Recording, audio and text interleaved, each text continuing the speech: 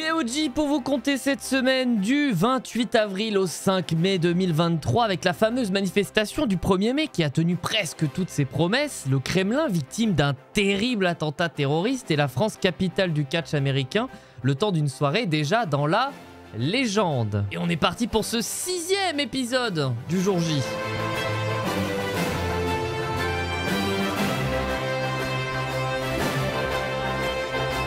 Manifestation qui devait tout renverser en ce 1er mai, voilà, fête du travail selon le maréchal Pétain et le gouvernement actuel a priori, mais surtout journée internationale de lutte pour les droits des travailleurs. Alors elle n'a pas tout renversé cette manifestation, mais elle a su rassembler avec près de 2,3 millions de manifestants selon les syndicats et 782 000 selon la police. L'écart qui s'agrandit au fur et à mesure que les forces me manquent pour décrire le dégoût que je peux avoir envers les bavures policières. Ah ouais, on a encore été gâtés en termes de provocation, d'agression et d'incivilité. Les manifestants, les jeunes, les vieux, les journalistes et même les flics sont victimes des flics. C'est assez dramatique. De plus en plus de blessés graves, de plus en plus de fatigue de part et d'autre et pendant ce temps, ça prend son temps pour écrire un livre érotique du côté de Bruno Le Maire. Je suis dilaté comme jamais, ronflement brun de ton anus.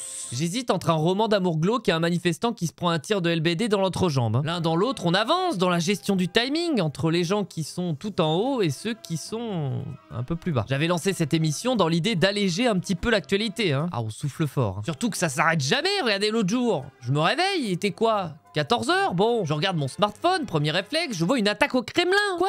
Pardon ? Ça y est, la guerre est lancée, on va tous y passer là ? Quoi ? On me dit qu'il y a des images en plus ? Bah, voyons ça.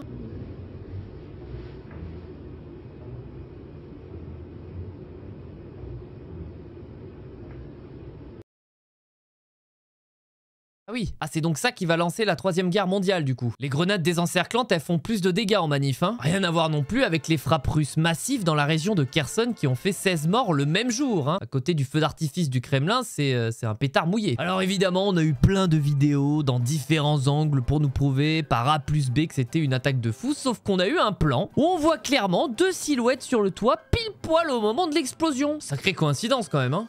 C'est assez rare que les couvreurs travaillent à 3 h du matin, quoi. Sans doute une coutume russe. Les complotistes, ils commençaient à s'ennuyer depuis le Covid, ça doit leur faire un peu de contenu. Évidemment, Poutine a réagi et évidemment, il a prévenu qu'il répliquerait de la façon appropriée au moment qu'il jugera nécessaire. Ça tombe bien, je dormais un petit peu trop bien en ce moment. Et on va terminer cet épisode avec mon coup de cœur de la semaine puisque c'est le catch américain qui s'est fait une place dans la capitale le week-end dernier. Sold out à l'Accor Hotel Arena pour la WWE de Cody Rhodes, de Seth Rollins ou du Miz qui ont mis le feu pendant plus de 2 heures, rappelant bien évidemment les plus belles heures du catch en France avec la génération Catch Attack. Jeff Hardy, Batista, Undertaker, Rey Mysterio. Dans ma jeunesse, il y avait moyen de s'amuser à ce niveau-là aussi. Mais la vraie question, c'est n'est-ce pas finalement maintenant l'âge d'or du catch en France? En effet, d'après les experts du milieu, nous avons eu le droit à l'un des publics les plus chauds de toute la tournée européenne. Des superstars émus par l'accueil, des officiels encourageants et l'espoir de toute une communauté de voir un grand événement officiel de la WWE sur notre territoire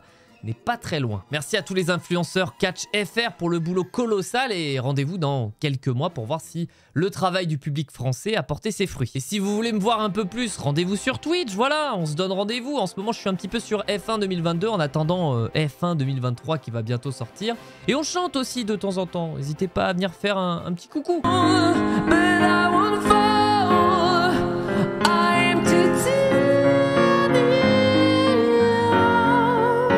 Réseaux sociaux, Twitter, Insta, TikTok pour vous commenter l'actualité toute fraîche du moment. Et on se dit à très vite pour le prochain épisode du jour J. C'était Yeoji. À la semaine prochaine.